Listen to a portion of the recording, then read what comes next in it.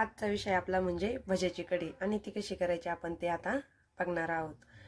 ही ताकाची कढी केलेली आहे आणि त्यात मी भजी टाकलेली आहे आणि काही टिप्स तुम्हाला सांगणार आहे. आणि असं भन्नाट ताट तुम्हाला जर बनवायचं असेल तर शुभांगी ब्लॉग्स अँड किचनला सबस्क्राईब करून टाका. नमस्कार, शुभांगी ब्लॉग्स अँड किचनमध्ये तुमचं मनपूर्वक स्वागत करीत आहे. आणि आज आपण बनवणार आहे ताकाची कढी आणि भजी. आणि ती कशी बनवायची आता आपण स्टेप बाय स्टेपनी रेसिपीला सुरुवात करून घेणार आहे. आणि चला आता काय केलेलं आहे, 4 ते 5 मिरच्या घेतलेल्या आहे, काही लसणाच्या पाकळ्या न सोलता घातलेल्या आहे. आणि इकडे हे 2 चमचे मोठे 2 चमचे बेसन पीठ घेतलेलं आहे. त्यात हळद मीठ टाकून घ्यायचं आहे, थोडीशी बारीक चिरलेली कोथिंबीर आणि इकडं कढीपत्ता घेतलेला आहे 8 ते 10 पानं आणि खाली लसूण सोलून ठेवलेला आहे, तुम्ही तो अगोदरच बघितलेला आहे. आता हे आहे आपल्याला भज्याचं मिश्रण मी तयार करत आहे. हे टाकलेलं आहे थोडासा ओवा, लाल तिखट आणि काय केलेलं आहे थोडीशी हळद टाकलेली आहे. आणि यात काय घातलेलं आहे बघा, हे ताक मी टाकत आहे. आता आपली जी मिरची काढली होती आपण ती दळून झालेलं आहे वाटण आपलं. आणि लगेच बेसन पीठ टाकलेलं आहे 1 चमचा आणि त्यातच दही ताक टाकून घेतलेलं आहे आणि त्यातच थोडीशी हळद घातलेली आहे. पण आपल्याला काय करायचं आहे, भजीची कढी करताना अगोदर काय करायचं आहे, भजी काढून घ्यायची आहे. मग आता आपल्याला ज्या टिप्स वापरायच्या आहेत ते मी तुम्हाला सांगायला सुरुवात करून घेणार आहे. तर भजी करताना काय करायचं आहे, भज्यात न सोडा वापरताना सोडा वापरायचा नाही. जर तुम्हाला ते भजी कढीत वापरायचे असेल तर सोडा स्किप करायचा आहे. सोडा अजिबात घालायचा नाही किंवा कांदा इतर काही साहित्य घालायचं नाही. कोथिंबीर तुम्ही घालू शकता, या पलीकडे काही टाकू नका, नाहीतर तुमच्या भज्याच्या कढीची जी टेस्ट आहे ती पूर्णपणे जाईल आणि व्यवस्थित होणार नाही.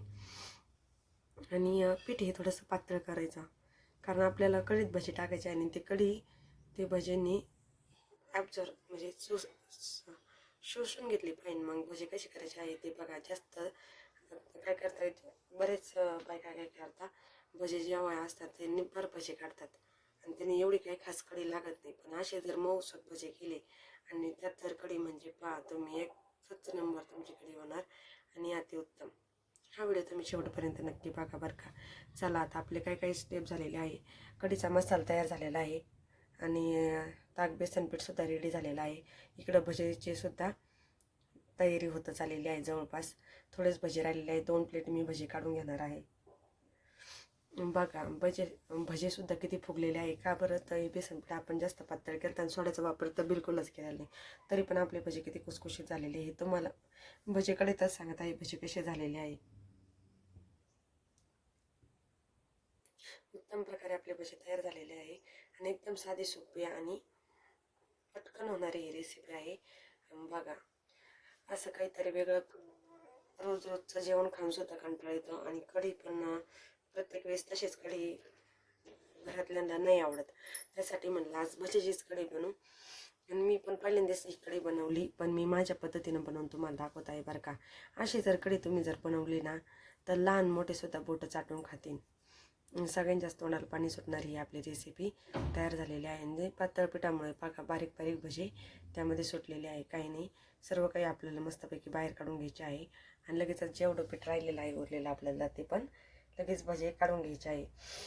भजे काढून थोडं थंड होऊन द्यायचे. भजे गरमच भजे त्या कढीत टाकायचे नाही, याने काय होतं, कढी व्यवस्थित नाही होत. आता बघा, सांगितल्याप्रमाणे तुम्ही करत राहा आणि मी जसं केलं तसं जर केलंच तर तुमची कढीसुद्धा उत्तम प्रकारे होईल आणि एकदम स्वादिष्ट आणि रुचकर होईल. मी दह्याचंच ताक बनवलेलं आहे बरं का, आणि त्यापासूनच कढी तयार केलेली आहे. तुमच्याकडे ताक नसेल तर काही प्रॉब्लेम नाही, दही घ्यायचं आणि त्यातच थोडंसं बेसन पीठ टाकायचं. ही एक ट्रिक वापरायची. तुम्ही ताकच पाहिजे असं काही नाही, अवेलेबल ज्या गोष्टी असतील तुमच्या दही कढीसाठी त्या तुम्ही त्यामध्ये यूज करा. नसेल तर कढीपत्ता किंवा हे स्किप करू शकता, पण कढीसाठी हे साहित्य एकदम गरजेचं आहे बरं का. हे जर टाकलं नाही तर कढीत खूप सोनं लागतं. कढीत 3-4च गोष्टी पण खूप मेन असतात त्या पण. आता आपली भजी तयार झालेली आहे बघा. आता मी त्याच कढईत काय करणार आहे, तेल थोडंसं ठेवलेलं आहे आणि अगोदर काय घालायचं आहे, लसूण घालायचं आहे. जिरं मोहरी अगोदर जर घातलं तर सगळं करपून जाईल. अगोदर कधी पण लसूण घालायचा, मोहरी घालायच्या आणि लगेच जिरं घालून घेतलं की हा हिंग ठेवलेला आहे पहा, चिमूटभर हिंग घातलेला आहे आणि जे वाटण तयार केलेलं आहे. आणि ही कढी मी एक कमी तिखट करणार आहे, कारण आपल्याला भजी त्यामध्ये घालायची आहे. त्यामुळे ही पण जाणीवपूर्वक मिरच्या मी कमी वापरलेल्या आहे, लक्षात घ्या तुम्ही. आणि आपण थोडंसं भाज्यात लाल तिखट टाकलं तर उगं नकळत टाकलेलं आहे, त्याच्यात काही जास्त टाकलेलं नाही. चव पहा किती मस्त येते. खूप 3-4 तुम्हाला टिप्स सांगितलेल्या आहे, ते ध्यानपूर्वक बघा. मी कढीत ते ना नेहमी धना पावडरचा वापर करते, त्यामुळे माझी कढी सर्वांनाच आवडते. कढी आपली बेस्टच असते बरं का. मी अगोदरसुद्धा एक व्हिडिओ टाकलेला आहे कढीचा, बघा. ती एकदम साधी सोपी चटकदार कढीचा आपला व्हिडिओ आहे. मी जेव्हा नवीन चॅनल चालू केला तेव्हा लगेचच मी आपली हे दुसरी का तिसरीच रेसिपी कढीची आहे बरं का. त्यानंतर मी आज कढी बनवत आहे. आमच्या घरात कढी खूप आवडते, सर्वांनाच आवडते. लहान माझ्या मुलांना खूप कढी आवडते आणि आमच्या आता फेवरेटच मेनू आहे तो कढीचा.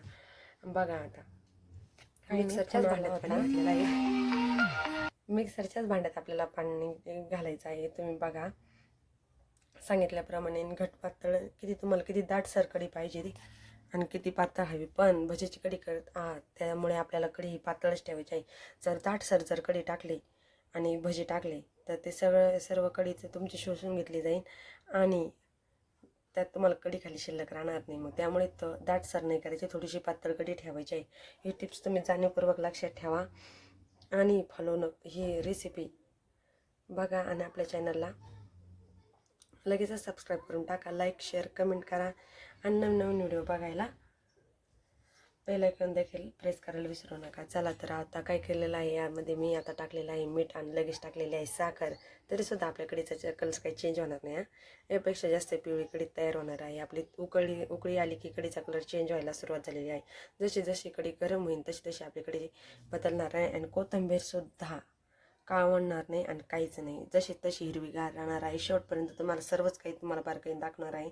आणि बाजरीच्या भाकरीसोबत ही रेसिपी खायची बरं का.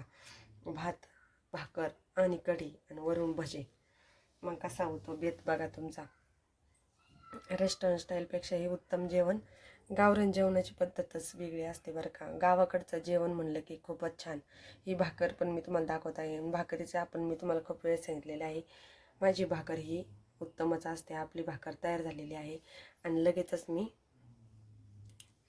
तिकडं टाकून घेणार आहे. बघा आता भाकर भाजते, इकडं कढी उकळायला सुरुवात झाली आहे. कढी उकळून झाली की मी 2-3 मिनटं शांत ठेवणार आहे आणि त्यानंतर भजी त्यामध्ये टाकलेली आहे बरं का. गॅस बंद केलेला आहे मी आता. 1-2 मिनटासाठी गॅस बंद करणार आहे, परत गॅस चालू करणार आहे. बघा आता आपली कढी कशी झालेली आहे हे तुम्ही तर बघितलेलंच आहे. कलर चेंज झाला नाही. कोथिंबीर तर जसं वाटतंय आत्ताच टाकलेली आहे, पण उकळी यायच्या अगोदरच आपली कोथिंबीर टाकलेली होती आणि वरून काही मी परत कोथिंबीर घातलेली नाही. तिकडं आपली भाकरीची रेसिपी चालू आहे आणि इकडं आपली कढी कढीचे झालेलंच आहे. आणि आता मी काय करणार आहे, सर्विंग डिश मला सजून दाखवणार आहे कशी आहे आपली डिश आणि कशी आहे आपली भजी. आता दुसरे भजे ठेवलेले आहे. जर तुम्हाला तसंच खायचे असले तर आमच्या घरी जसं आवडतं तसं मी ताट केलेलं आहे सर्व. तुमच्या घरी नसन आवडत तर तुम्ही साधं ताट तसं बनवू शकता. तुम्ही अगोदरच बघितलेलं आहे. आणि आपलं खात राहा, आनंदी राहा, अशाच नवनवीन व्हिडिओ बघत राहा. आणि कशी झाली आपली कढी. धन्यवाद.